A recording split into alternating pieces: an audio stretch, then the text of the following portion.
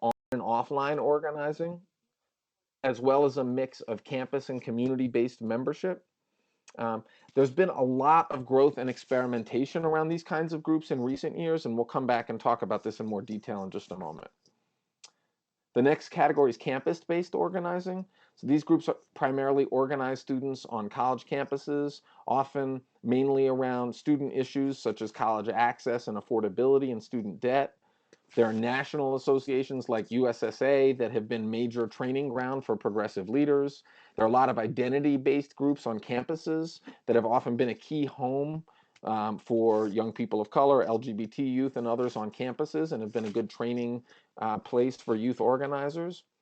Um, and organizing in community colleges has often been hard, but is something that is really starting to grow. The next category is civic engagement advocacy policy. These are groups that may do less mass base building, but do engage young people in voter engagement and issue advocacy. Some groups offer internships and training. Many have strong ties to insiders and political parties. And some of these groups have become really expert at mass voter engagement. And then finally, we have young worker organizing. Much of the growing organizing around fast food, retail, and restaurant workers is focused on young workers. This has often been led by labor unions, and there's some really great examples of collaboration between young worker organizing and other social justice forms. This happened a lot in Ferguson, and is happening in a lot of places. Um, and the connections that they have to organize labor are really important. So the next thing that I want to do in sharing this map is do a little bit of a deeper dive of looking at the middle school and high school organizing and young adult social justice organizing, because these are the categories that are our main areas of focus. So youth and middle high school youth organizing with middle school and high school students. Again, these are groups mainly organizing low-income young people of color, ages 13 to 18. Um, although there's often now a focus on continuing to support their alumni after they graduate, there was a lot of growth of these groups in the 90s and early 2000s in response to attacks on young people like Prop 21 in California. Um, these groups often employ a structure-based organizing model that is focused on working deeply with a small number of leaders and winning incremental policy victories. It's often some version of a Saul Alinsky style organizing with more of a racial justice analysis. Um, and since a lot of the members of these groups are pretty young, there's often young adult staff members that play important support and mentor roles in these organizations.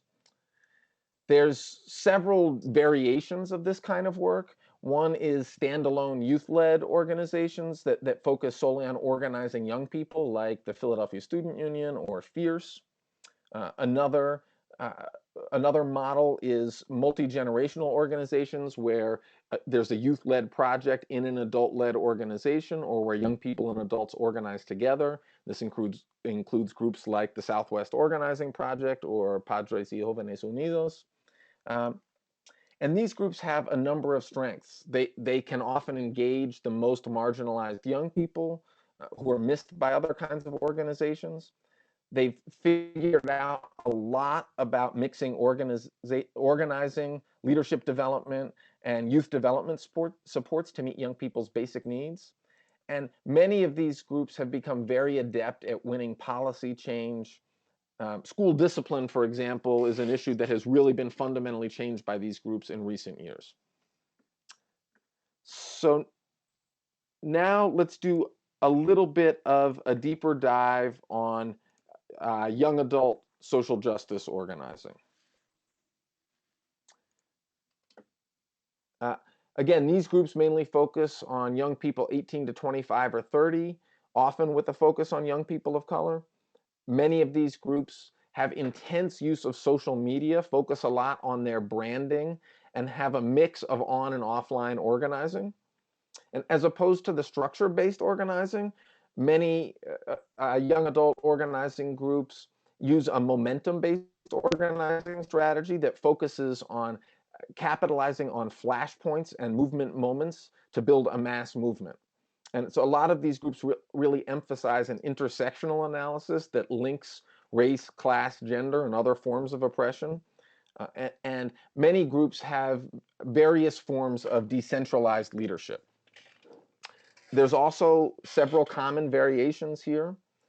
There are some national organizations like the BYP 100, Million Hoodies, and United We Dream. There are local and statewide organizations like Dream Defenders and Ohio Student Association. There are also a lot of new and emerging groups, many of these coming out of hotspots like Ferguson. Um, and many of these groups are not 501c3s. And figuring out how to support these kinds of groups and individual leaders seems like a really important issue in this moment.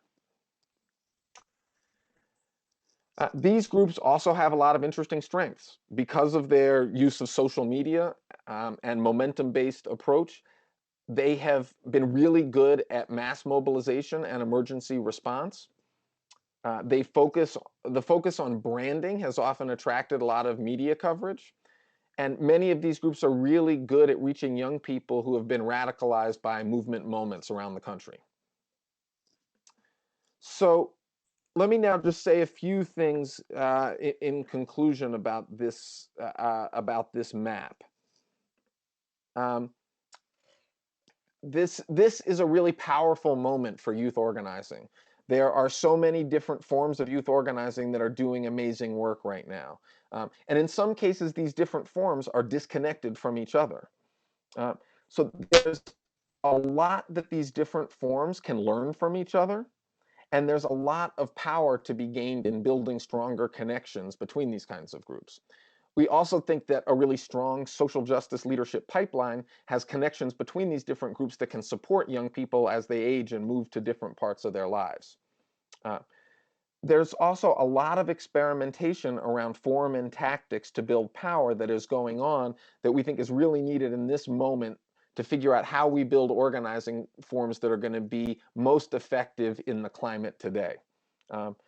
So this is a quick summary of the framework that we've been developing. It's limited in a lot of ways. There's a lot missing. We hope that this is useful for you in some ways.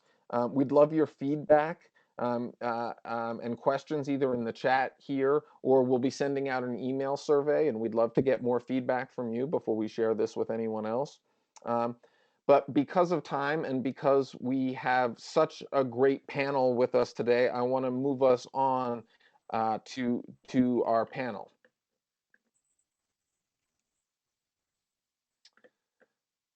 So we have a couple of great movement leaders representing different organizing forms that are going to talk about how they are thinking about building power in this moment.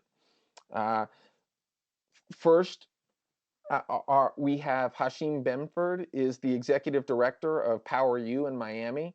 Prior to coming to Power U, he served as the lead organizer for the Miami Worker Center.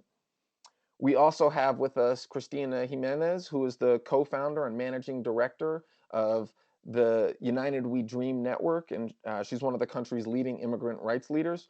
We were planning to have on this call Maurice Mitchell from Blackbird, who has been providing critical support around the movement for Black Lives, but he is in Baltimore right now doing emergency response and unfortunately is not able to join us. That will give us time to dig in a little bit deeper with Hashim and Cristina. So let me now turn to our panel. The first question that I want to pose to both of you is, just tell us a little bit about your constituency and the issues you're working on, and what does your vision of victory look like? So Hashim, let's start with you.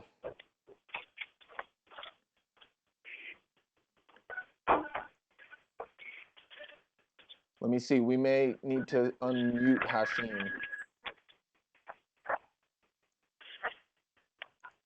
Hashim, are you there? Hello? Yes, we can hear you now. So if you were saying something before, start again. We just unmuted you.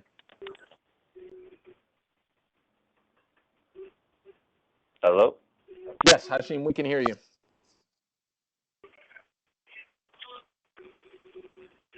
All right. Hashim, can you Um, hear us? Go yeah, ahead.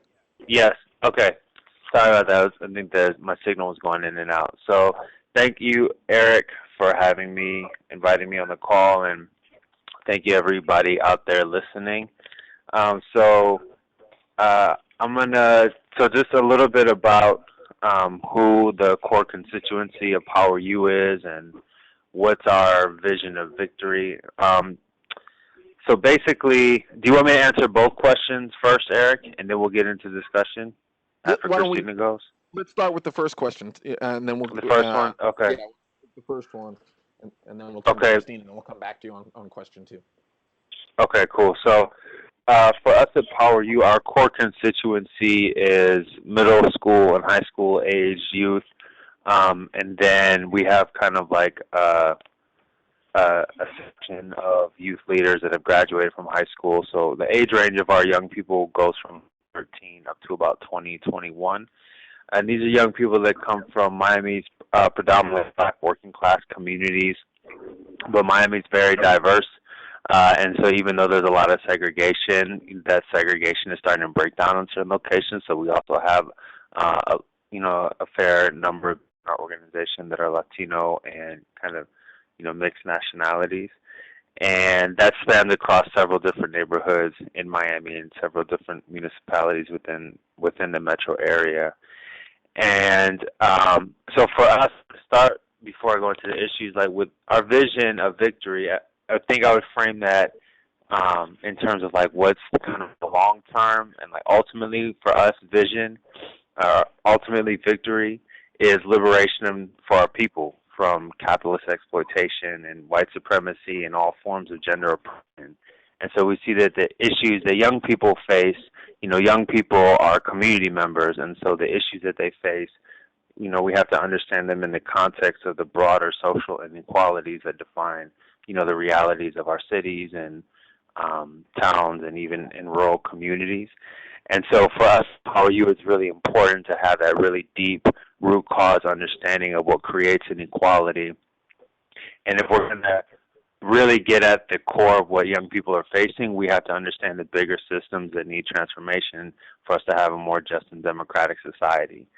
So, that's obvious. That's a long-term vision. In the medium term, when we think about victory, obviously we think about progressive policy victories, but I think even more important than that is actually being able to build the power and influence of our constituency so that we don't just win policy, but we're actually in a position to make sure that the implementation of that policy reflects what we were fighting for in the first place. Because so often, we see policy victories, but then we're just handing those policy victories over to the same state apparatus that is oppressing us. And so we actually don't end up getting the results that we want. So for us, we want to have victories, but we also want to make sure that in the process of winning those victories, the needs and the interests of our people are actually at the forefront of the implementation of those victories, and in kind of building the alliances that we need to have real deep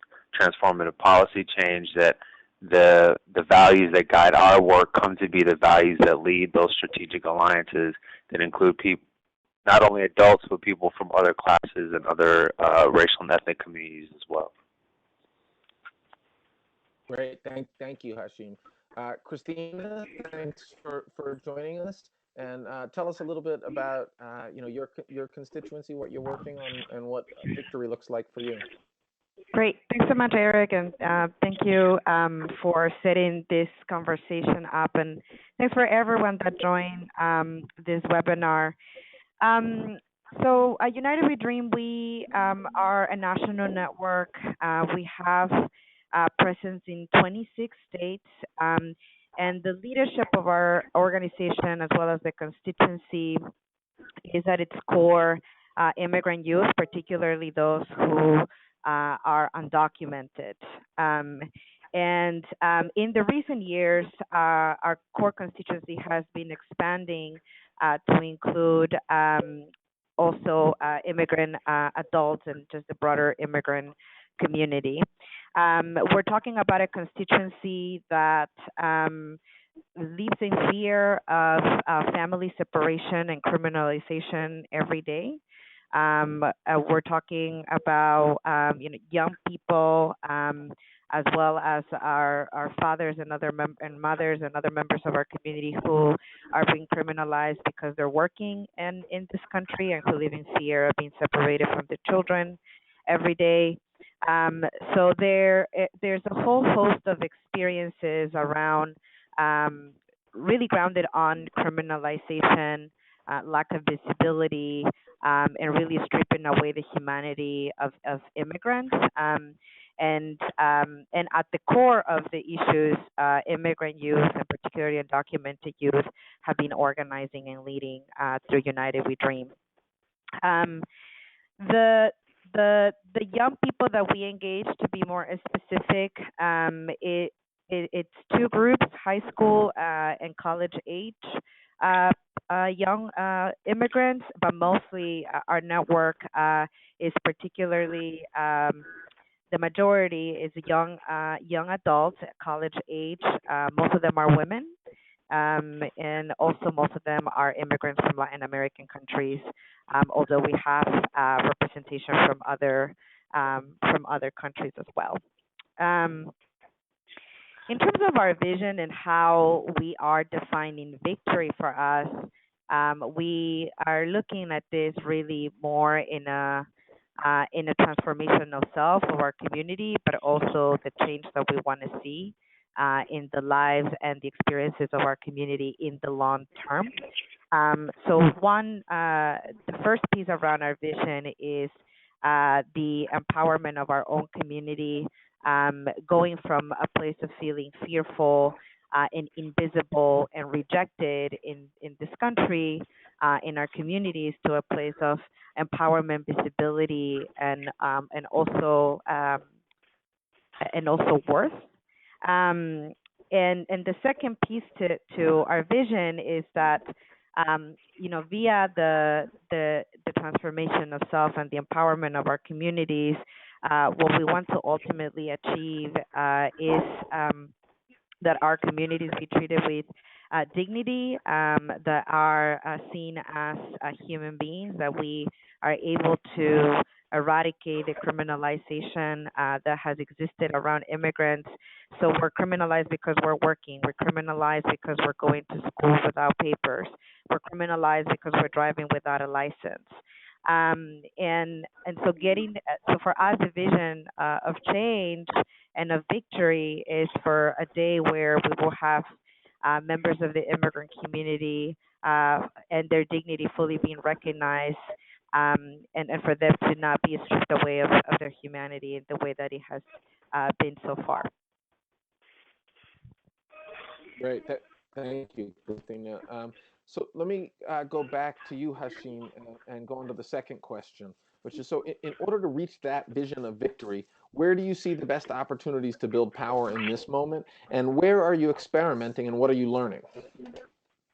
Sure, and I realize I didn't really talk about the issue, so just let me touch on that real quick. So really quick, the work at PowerU is, like Eric was talking about, like a lot of other youth groups, the school discipline work, so school to prison pipeline, but more broadly, we kind of out within this broader issue of state violence, and for us at PowerU, it's really important to understand that state violence extends beyond just police violence, but includes all of the different ways that the government and other institutions working with the government repress our communities, whether that's the court system, the schools themselves, Department of Children and Families, and including the police. And I raise that up just because I think it, coming back to how we reach that vision of victory, I think in Eric's earlier comments, you outlined this question of how do we work together, how do we learn from each other, and I think part of what we have to be able to do is, in our organizing work and in our movement building work, understand our work beyond individual issues and understand the issues as kind of the manifestations of the bigger structural problems that we face. And one of the most important things that I feel like we have to do is get our strategic allies and our partners to begin to understand that as well. So at PowerU, for us, strategic alliances is central to what we do because we realize, particularly in the context of where we are here in Miami, we can't really win anything meaningful just on our own. You know, our base, our organization is too small. The level of kind of change that we want and transformation that we want actually requires something much bigger than just one organization or even a set of organizations. We really have to have an orientation towards movement building, which oftentimes means that some of the forms that we're build include a lot of other groups that don't necessarily think of themselves explicitly as organizing groups. So I think the best example of that in our work is over the course of the last couple of years, we've been helping build this DADE Coalition for Education and Economic Justice, which I think other cities have seen similar kind of formations come together between community groups and unions, in this case particularly a teachers union, but there's also a lot of other community-based organizations that are working in this coalition with us.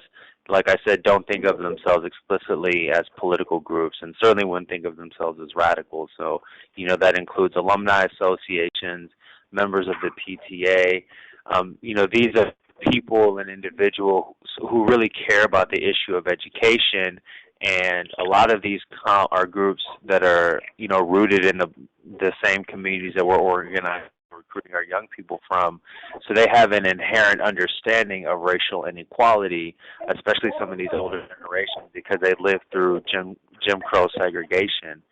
So they, you know, when we talk about the racial disparities in school discipline, they may not have ever thought of that as a racial justice issue, but they get it when we start framing it that way.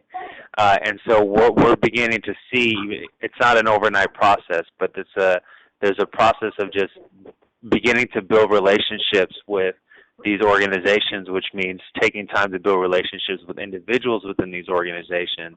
You know, sometimes that's a struggle because they don't think of themselves explicitly as political change organizations the way we do. Sometimes their agendas can kind of just be whack, you know, for lack of a better term. And so it takes time to build with them and try to put forward a vision and then think about what are some strategies that we can take collectively to make system change. In this case, we're particularly talking about the institution of the school district here in Miami. I think the other form, coming back to this issue of state violence, is over the course of the last year or so, we've been working with kind of a constellation of activists and the Dream Defenders here to build this project out that we call the Miami Committee on State Violence. And there's still, I think, more questions than answers around what kind of the long-term work of this committee is. But in the short term, it's helped coordinate some mass mobilizations around the issue of policing violence, but then also hold some community forums and community meetings where we talk about state violence and people's direct experiences with state violence. And it's in doing that, you know, that you see people really connecting the dots that state violence is bigger than just, you know, police killings. And so I think what we're learning in that work is that, one, we are in a moment where masses of people are wanting to take action. I think, you know, where this is a really exciting time where there's a certain awakening that's happening, and it's not just around the issue of state violence, but if you look at, you know, the work that Christine is doing around immigration, you look at kind of the reemergence of some level of class analysis coming out of the Occupy stuff in 2011. And so figuring out how can we do our organizing work on the ground in such a way that is able to feed off these movement moments while also trying to build the infrastructure of some of our more established organizations and our C3s. And then the last thing that I'll say, and this is kind of the big question for us in terms of where we're trying to go and where we want to experiment, is how are we leveraging this work to actually build electoral power so that we can actually start seeing our movement taking power at local levels like the school board or city commission seats, where we can start being in a position to govern ourselves, not just have progressive candidates that we're friendly with, but actually have our people be in that position. And what are the kind of strategic relationships that we need, knowing that we can't explicitly take on those fights with our C3 structures. Great. And Christina, let me turn this question over to you. Great, thank you. I think some of the pieces that we are experimenting around for power building purposes, it's in similar light to what Hasim was sharing with us. United We Dream operates and drives organizing work from a intersectionality analysis. But beyond analysis, what we have been trying to figure out recently, and we will continue to experiment with, is how do we actually organize and win from an intersectionality standpoint and an analysis, but also organizing. So for United We Dream, one of the success stories, and this is the work that we have been able to do at the intersectionality of immigration and the LGBTQ community and the particular experiences that LGBTQ folks have, but also the very specific experiences that LGBTQ immigrants have. So we have been able to drive a lot of awareness and understanding of the different experiences that has helped to elevate the consciousness of our own membership, but to also change the consciousness of many of the allies and organizations and older and new institutions that work with us. And so taking that as a success model for us, what we are looking deeper into now is how do you drive this work of intersectionality beyond sharing our stories and lifting up the commonalities between our experiences, like on criminalization or discrimination or abuse or workplace discrimination, et cetera. How do we take all of those and operationalize them beyond sharing of our stories?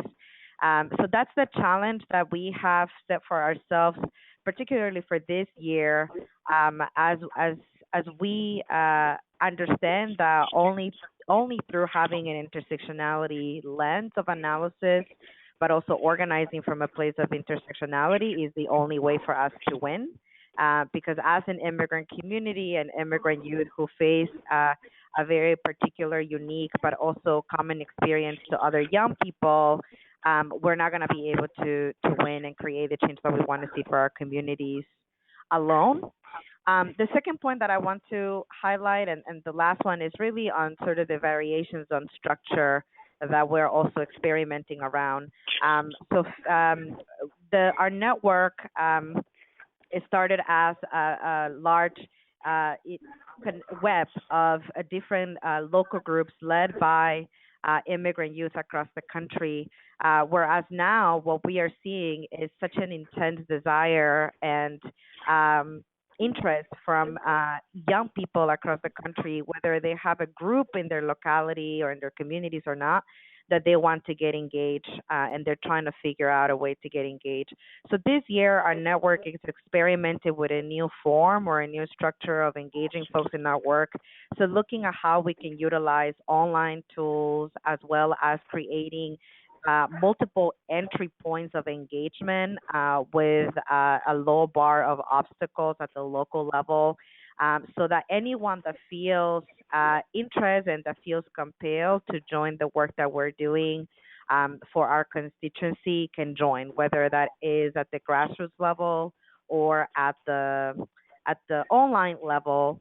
And also thinking about the different tactics of driving grassroots work into online activity, and also vice versa, right? Online activity to grassroots action. So really not limiting ourselves to groups of people that already exist, that have been part of our network for the last couple of years, but really figuring out ways in which our structure has become a lot more flexible and decentralized to provide different and multiple entry points for people to engage. That's great. Thank you so much, Christina. So in just a second, I'm going to ask Hashim and Christina if you have questions for each other now. But as they are doing that, I want to encourage participants, if you have questions for Hashim and Christina, or thoughts about what you all have learned, how you all have approached some of these issues in your work, please please put your thoughts and your questions in the chat field and start thinking of questions you'd like to ask. But let me turn it back to Hashim and Christina now and say, are there questions that you all would like to pose for each other?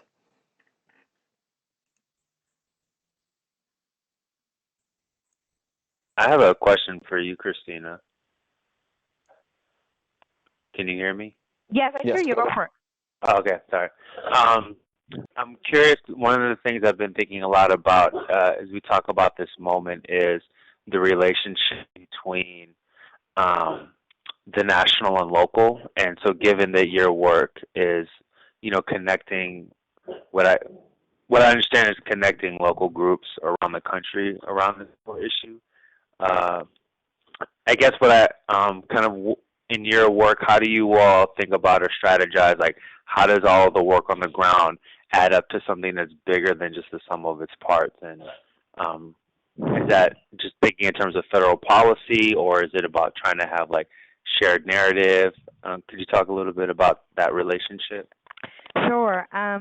So I think that given the moment that we're in, not only I think on the debate about immigration and immigrant rights, but also this moment that we have about Ferguson and Baltimore and Black Lives Matter. I think a lot of what our membership and the vision of our leaders has been focusing on is on a strategy that builds power from the local that will ultimately yield some of the policy outcomes that our constituency is seeking at the federal level. So it really comes from a power analysis that our communities have not developed the power yet to create the change that we really want to see, and the kind of sort of policy reforms or policy changes that we may want to see, at least in our terms. And our community is not going to take something unless it's on our terms, given where the immigration debate has been going. So where we are sort of needing all of this together is really around a narrative of local power building, where we're seeing and we're driving local campaigns on multiple issues. So you have between 6 to 8 states that are driving tuition equity campaigns so that undocumented young people are able to access higher education. We are also having campaigns that are going to be launching pretty soon in places like Texas and Florida around the separation between immigration customs enforcement and the local police, so that our communities don't fall into detention and deportation and ultimately deportation, right? So where we are weaving all of this in is around a narrative of power building that is led by those directly affected at the local level, because that in our analysis, that's where a lot of our power rests at the moment, and really it is a strategy for us to win in the long term. Great, thank you. Thank Christine, you. Are there any questions that you'd want to propose for Hashim? One of the questions will be, what are the, I know that part of your last comment referred to how do we think about alternative structures outside of the C3 structures that, many of us or some of us have some familiarity working with as we're trying to think about power at the local level, and having our communities leading the change that we want to see. So what are some of the ideas or the conversations, particularly in your community in Florida, about the alternatives that we have? Sure. I think the kind of the direction that we're moving in, coming back to this question around strategic alliances, is building relationships with organizations that have C4 structures, and seeing how we can have kind of a long-term strategy where the campaign work and the demands that we uplift for racial and economic justice serve as the platform that can then drive what electoral C4 work might look like. Or if we think about leading community processes where we're uplifting a community vision, if you think about like in Jackson, for example, where MXGM, was leading people's assemblies, and then from that, the candidacy of Chukwu Lumumba move forward. And one of the things that I often say is that for us at Power U, that we need to understand ourselves as an organization that's fighting for liberation, and we have a C3 structure that we're doing that through, but the C3 structure doesn't itself define us. And so that means we need to think about kind of our mission and vision beyond just the vehicle, and that means can we build movement relationships, or how do we build movement relationships where we actually have a shared strategy across organizations for building the power of our communities across the board and not just within a particular issue. So that's the theory. It's in the, we're very much in the early stages of thinking about how that could roll out. But one place, for example, might be like a school board race, where we want the work that Power U does to kind of define what a transformative vision for public education is. And the theory is that creates space then for there to be some electoral work where there might be an exciting candidate that we can actually build a campaign around. And when I say we, I don't mean we as in Power U, but we as kind of the local movement here of which Power U is a part. Right. So I want to we have some great questions that are coming from coming in from participants. Let me just say, in case folks have to jump off, we will take a few minutes to answer these questions. I know we're running a few minutes over, but if you have to jump off early, I would encourage you. There's a link on here, and we'll be emailing it to everyone for a feedback survey. We would really appreciate people's feedback on this webinar. What was good? How could it be better? But also, we're going to be continuing to do these webinars over the next few months, and we would love your feedback on what you would like to see. Who are the speakers that you don't necessarily have access to on your own that we might be able to bring in? What are the topics that you'd be most interested in hearing about? We'd love your feedback on that. So if you do have to jump off early, here's the link to the survey. It's right here on the screen, and we'll be emailing that to all of you now. And if you could just fill out that survey right now, because I know you're going to forget to do it later. We really want your feedback so that we can make these sessions as responsive to you all as possible. So I'm saying that now in case folks have to jump off early. But now let me just pose a couple of the questions, Hashim and Christina, that are coming. That are coming from the participants. So we have a question here. Let's see, from Gordon Mayer from Gamaliel. He says, Christina, can you talk more about any preliminary results from your working with individuals via online tools, e.g. connections with grassroots groups or folks signing up as individuals? How do they do that, by the way? So what are you learning from from your work around online tools? And I think both of you talked a lot about this. What's the hybrid between the structure-based approach and this sort of mass organizing approach and using online tools and things like that? So the question was specifically to you, Christina, what you're learning through those kinds of online tools. Mm-hmm. So right now there's, in the online, and even trying to figure out the ways in which you can drive people from online to grassroots work, there's just a lot of testing, and it is all going to depend on the constituency that you're engaging with. What we have been experimenting with is realizing that there's a lot of people out there that want to engage in your work that you may think. So what are the different ways in which you are creating the spaces and the vehicles for people to engage is the first question.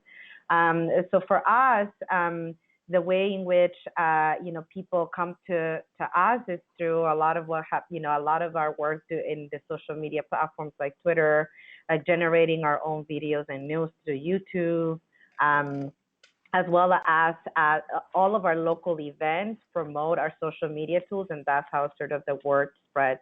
Now, when you already have people that are joining your either through email lists or text messaging tools or online platforms, there are a lot of questions and testing that need to take place in order for you to get to understand what motivates them, right? It's like trying to have a one-on-one and trying to understand what motivates people, what their priorities are, what their interests are online. So it gets tricky. We have tested different ways in which we are recognizing that people want to be engaged. So we have segments of the people that we're engaging that are interested in community calls that we are doing now every 2 weeks, where we engage to talk about topics. Like, for example, we're going to have a call next week to talk about what's been happening in Baltimore, and we're going to have folks from Baltimore and Black Lives Matter be part of that community conversation. Some folks actually want to take action, and what we have realized is that people that take online action may also be more open to take grassroots action. So we have been able to drive people from signing a petition to stop a deportation to showing up at an action, either at a detention center or otherwise. So those are just few examples. I'll be more than happy to talk more about this, but I will say a lot of testing, and you're never going to find out if your tactics are going to work unless you test them, and you really are able to look at the impact and at the data and analyze that to figure out what is driving people's motivations and interests. Great. Question for Hashim. Can you talk more about how to build those strategic alliances with groups that don't see themselves as political and maintain the broad radical vision you talked about at the beginning? The rest of the comment says, our work also has the ultimate vision of ending white supremacy, yet when we put that language out there, we get isolated quick locally. Yeah. Yeah, I think one of the things that I've learned in this work is that we know in organizing that the foundation of organizing is relationship building. And, we've also experienced, using language like white supremacy and going in right away talking about our anti-capitalist politics can be marginalizing. But I think when you begin to introduce that as part of the process of relationship building, I think, people are willing to stay with you a little longer because they know you and believe in you and the organization and in kind of the vision and the work that they see you doing on the day-to-day.